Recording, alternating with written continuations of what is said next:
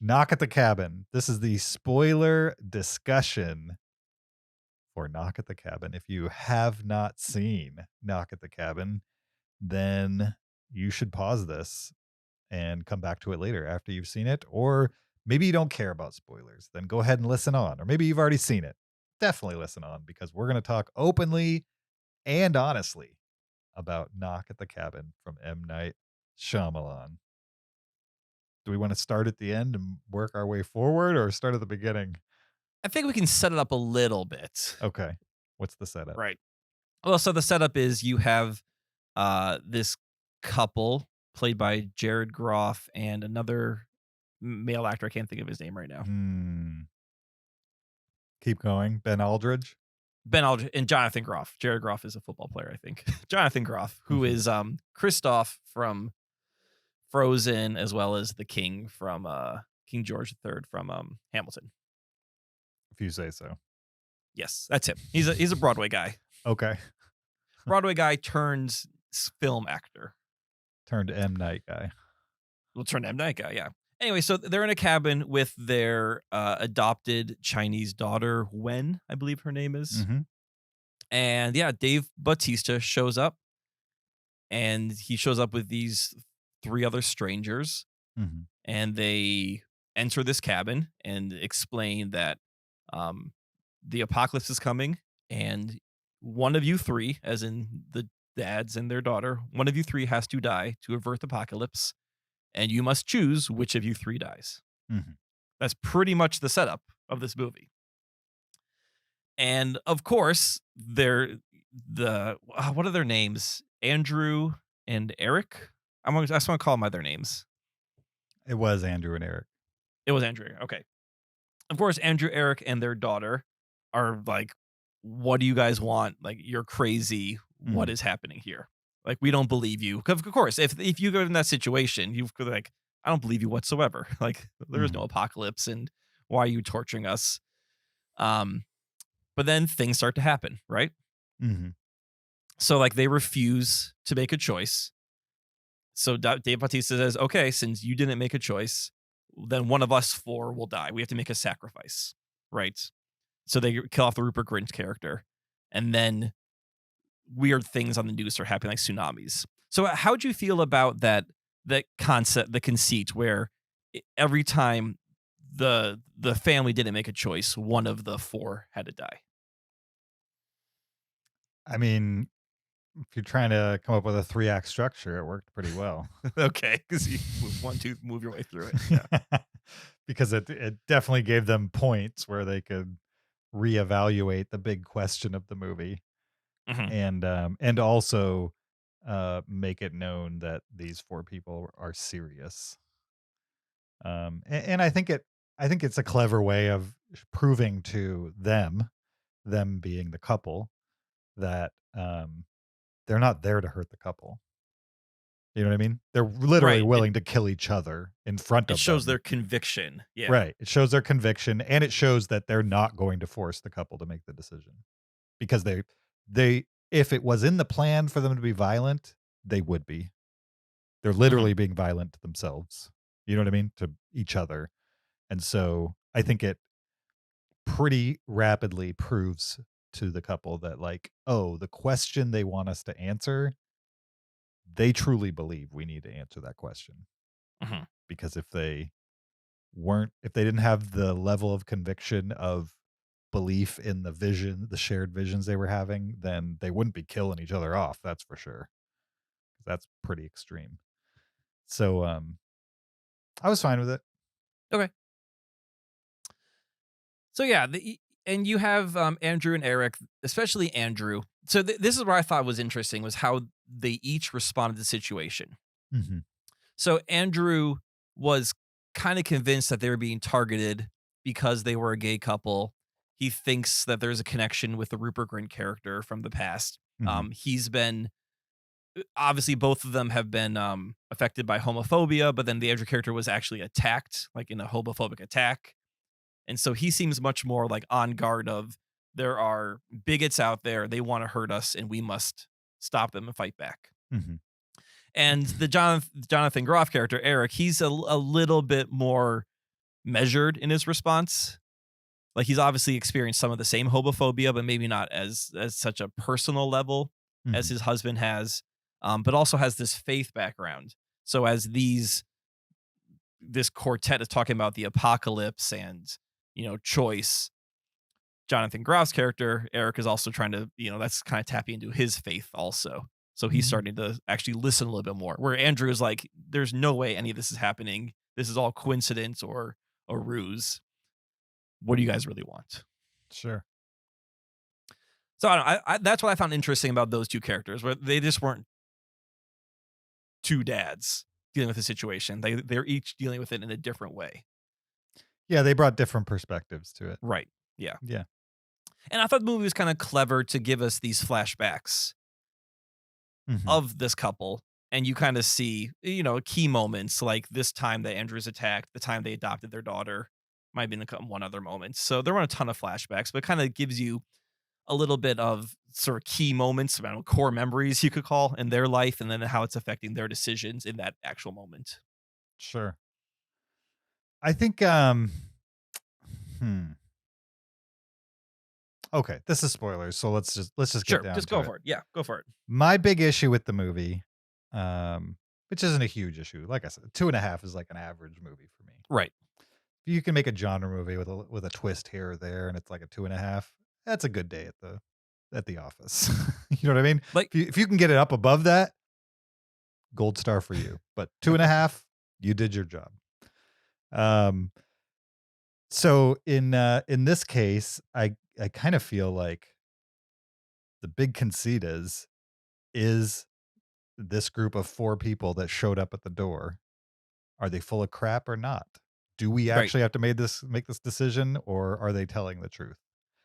And I don't think the movie did a good enough job of creating doubt in my mind as far as whether they are full of crap or whether this is actually happening. I think the movie several times tipped its hand that this was going to end with them being right, that the end Hmm. of the world is coming, or at least the things that they think lead to the end of the world are actually happening and are out of their Right. control. Like once they kill somebody and then they show a wave on screen, a tsunami, come on. You know what I mean? Yeah. Like at You that know, point in the movie, something is going on here. Even if they're wrong, something is going on right. here. And so at that point, you can't have another twist. You know what I mean? You can't. After that, they reveal that Rupert Grint is the guy that beat him up in the bar in a flashback. And I'm like, it doesn't matter. The tsunami happened. Hmm. You know what I mean? Yes. So you can't twist your way out of this. You can't twist your way into me thinking that maybe something is up again after you show a tsunami on screen. Hmm. And and like I said, I didn't hate the movie for that. It just couldn't keep me in that state of doubt. And I think good thriller or good thrillers that want to be twisty can do that. Shyamalan has been able to do that in previous movies. He hasn't been able to do it in every movie. And I think probably the biggest twist of this movie is that there's no twist. Right. Yeah. And I when it think comes so. to Shyamalan movies, pretty early on in my mind, they told us what was going to happen, and then that happened.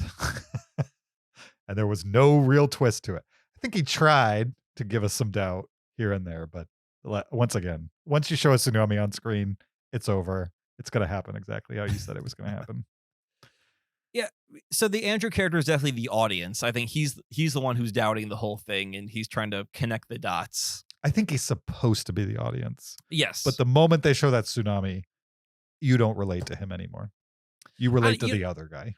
At least I did. Eve, oh, to the his husband Eric. The guy I, who realized much earlier on that they're going to have to make this decision.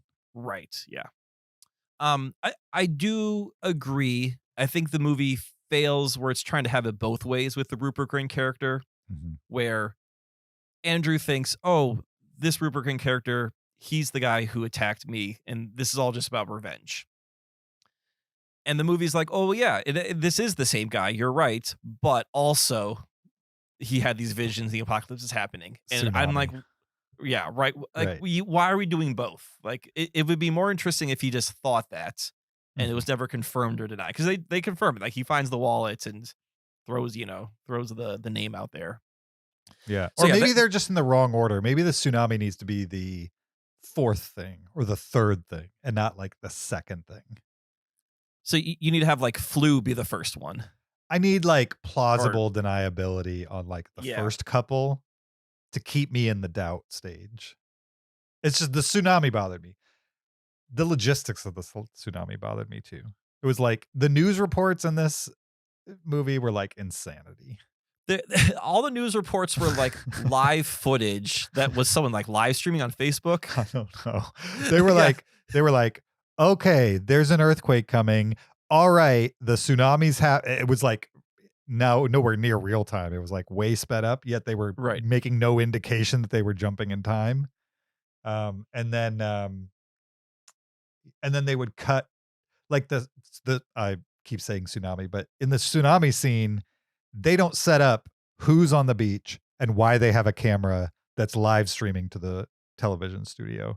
And yet all of a sudden you're on the beach with footage of the tsunami coming in live.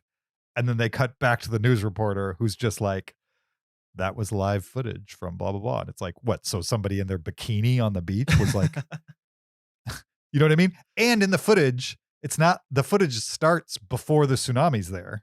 So it's like that person, if it was live, would have to know that a tsunami's coming Yeah. and call the So news station. It just logically didn't make any sense. Again, I it's not I that kind think of they're movie, so I'm not trying to nitpick it, but it just but there were things in there where I was just kind of like, this is fine for a middle of the road movie, but not for a good movie.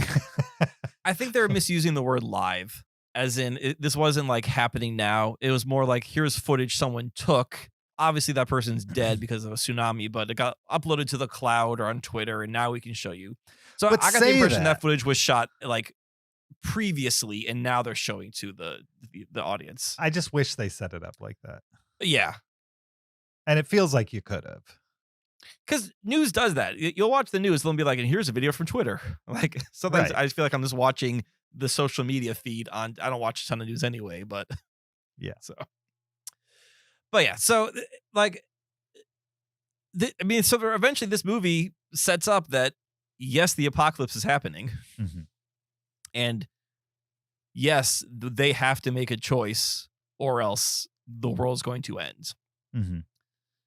And I mean, I think another conflict was, and I think Andrew kind of had an interesting point too. I guess I identified with the Andrew character throughout Mhm. this movie, Sure. where he was like, we won't make this choice, and Dave Bautista says, well, then everyone will die, and Andrew's like, that's fine. Like I'm not gonna sacrifice my family for the world. Mhm. And it kind of brings up like the whole trolley dilemma. Like, do you pull a lever to you save one person or to kill one and save five or whatever like that? Sure. Like, is it your, do you have the rights to make that moral judgment of who lives and who dies? Mhm. Yeah. I mean, that begs the question, if it was between your family and the rest of the world, what would you do, Kyle? I mean, honestly, I don't know if I can make that choice of sacrifice one of my family members for the world. I mean, maybe Really? that's selfish. That's Well, pretty like, selfish. do you believe these people? I mean, like, put in their At that point in circumstance the though, movie, like at the very, very end of the movie. yeah, when this is spoilers, when they do Yeah. make the decision to off one of them in order to save the world, do you think you would off someone from your family to save the world? I mean, what life is that to live? That's the other thing that bothered me about this Right. movie is like after that they get in the car, they drive away, and Boogie Shoes comes on the radio again, and then they take turns turning it off and then turning it back on again, and I wasn't fully absorbing what they were trying to say with that, like that they were conflicted about whether this was a good song anymore or if it was ruined because daddy died. Yeah. So I think right there they were kind of deciding like this was our family song before this all happened. Right. Is this? Are we still a family? Is this still our family song? Okay. Or have we been irrevocably whatever, you know what I'm trying to say. I Irrevocably. can't Sure. thank you, I can't get it out right now. Have we been ruined, and we just can't move on from this? And I think by putting that song in there, it's trying to be a little hopeful. Where they just Sure. take turns turning it off and putting it on. They're like, "Okay, we can listen to this song as a family." And then a little bit before that, they showed a flash forward where the surviving father and the daughter was now grown up and she was the exact ideal of what they had hoped for her when she grew That older. And I was just like, what is this? well, okay, but th that was Jonathan Groff convincing his husband. I don't know if that was an actual flash forward or if that was like I don't know if he actually had that vision or if he was just saying to his husband, "Oh, it's fine. I saw the future. I had this vision. It's all okay." You think he was lying? I possibly, yeah. Interesting. I think if he was just, I don't know, it could be whatever. But I wouldn't I think if he was just lying to get him to do it, they wouldn't have shown us the vision. Because they have a history of like showing us things that Right. happened in the past, and like that style of vision was like the exact same thing as when they showed us things in the past. Yeah, I see what you're saying. So I I assumed it think it's actually happened in a vision, and since all these other visions are coming true, that one's obviously going to come true. That was the implication I got. right. Um, I don't know. It just felt pretty weird the way it ended. Not the actual ending, just like the way the two actors acted in the car afterwards. Okay. I was just like, I don't believe this is happening. It's not how people would act right after you shot somebody you loved. Like people, have you ever seen like Japanese women sob over a dead family member? Can't say I have, no. Or like Italian, like in other cultures other than the United States, it happens sometimes here in the United States. But in other cultures, when somebody dies, like sometimes people are in mourning for like weeks. Mhm. They cry and wail. You know what I mean? Wailing and dressing in all black for weeks at a time. You know what I mean? Like it's a really intense experience in other cultures. Um, and when people get murdered or die suddenly in a car accident, or you know what I mean? Like something you weren't expecting to happen, you'd be you'd understand if like there's an extreme reaction versus a death that is somewhat expected, right? Somebody has Mhm. cancer, they're in the last days type of thing. Certainly people can have emotions and things like that, but it's less likely that they're going to be shocked by it, like whatever. Um, I forget what my point is. Oh, my point is people don't act like that. The little girl doesn't act little girls don't. I don't know that many little girls. I'm assuming little girls don't act like that when their father just died. When their father killed their other father. Right. She's pretty Right. emotionless. Yeah, so, And I mean I'm not criticizing her cuz she's a little girl, like right. she's a little tiny actress. She probably did whatever was asked of her. But the dude in that scene probably did whatever the director asked of him. So maybe it's the director's fault. But I didn't believe those people had just done what they did. So, I think if you need to put blame, I would put it on Shyamalan, and I Mhm. think it's because in the end, his movies are not downers. I know. Like when you get to the end of his movie, he's not trying to ruin people. Mhm. Right, like, he definitely will have tense things happen and will have, shocking moments and horror and all those other things, but I think he has a pretty positive outlook on life or on people in general, Mhm. and he puts that into his endings of his movies also. So, you're definitely getting this Shyamalan ending, and actually, this kinda ties into the changes that were made from the original story to this one. So in the original story, there's a struggle over the gun because the gun is introduced. Andrew gets a gun from his car. Mhm. There's a struggle over the gun, with I think Batista's character Leonard, and then the girl actually ends up getting shot and killed. The little girl, their daughter. Okay. There, then Does Bautista's that like, count as the dead family member? it doesn't because she didn't sacrifice herself, Interesting. right? That doesn't count. Mhm. And then the nurse character, she starts to have doubts of like, okay, this has gone too far. Now that a kid's died. Right now, the kid has died, so then she actually kills Bautista, and then kills herself, Mhm. and then it's kind of left ambiguous with with the couple, and they decide So the couple not. are the only ones alive in the book at that point. Yeah, at that point, the couple of ones are alive. I get the impression that there's still apocalyptic things happening around them, Mhm. and then they decide that with their daughter being gone, the world isn't worth existing. So they kind of just walk away. And then the story ends. So So they it's don't make the decision. they don't make the decision, or they make the decision not to sacrifice Right. each other. They make the decision to allow the end of the world to happen. Right. And the idea is because our daughter is dead, like we are full of grief. Who cares?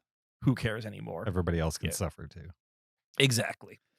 So I Well, mean, which that's is definitely a a different downer ending. it's a pretty dark ending to the story. So I mean, knowing that now, I'm going to what my brain goes to is okay. so M. Night didn't want to have a downer ending. It sounds like that's a pretty You don't want downer to kill a ending. 7-year-old girl in this movie. Didn't Yeah. want to kill a 7-year-old girl 3/4 of the way through his movie, Right. and then have two guys end the end of the world because they're so distraught.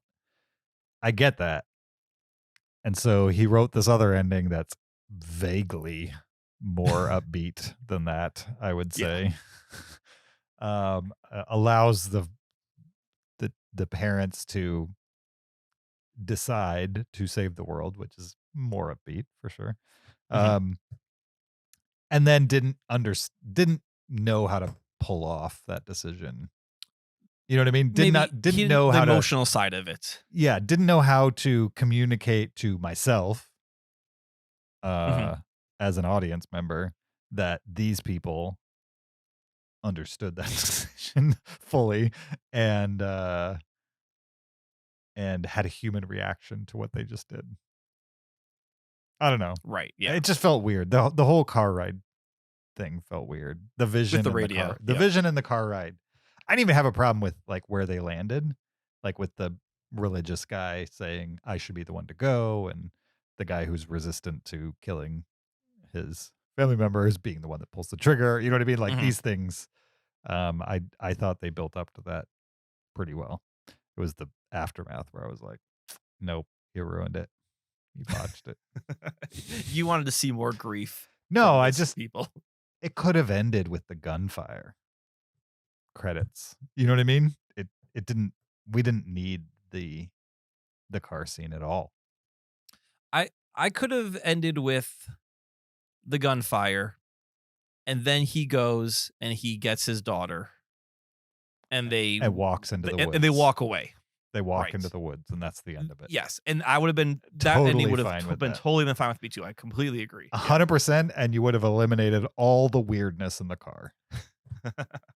I but but Shyamalan needs he needs to get that little hope thing, and like they're in the diner and everyone's looking at the news, and all of a sudden like the waves have stopped and the planes are landing and kids aren't dying anymore, and Yeah. then like someone gets on their phone and they call something like I love you so much, and so I That's what think I'm he just saying, kind of like, needs his schmaltzy ending. Cut all that crap. You didn't even have to burn the cabin down. Just Oh, that's right, they burned gunshot, the cabin down too. Yeah, gunshot, and then the surviving dad grabs the hand of the little girl and they walk off into the forest. right. Credits. I You can I assume agree that's a all the better rest ending, of it. but that's not how Shyamalan ends his movies. I know. You're not gonna get that from him. So I know. And that's a shame. The other thing that bothered me, and then we can be done for sure, is Okay. Rupert Grint was just way over the top of this movie. I was don't know what like- he was doing in this movie either. I was like, holy cow, are you trying to get an Oscar in this M. Night movie? Because not going to happen. Because he was like He at 11. he was really Julianne Mooring this whole thing up there. I don't know about that. I like her as an actor. I know I like her Rupert Grint, I'm not sure I've seen him in anything other than Harry Potter movies, and I've never thought he was bad in those.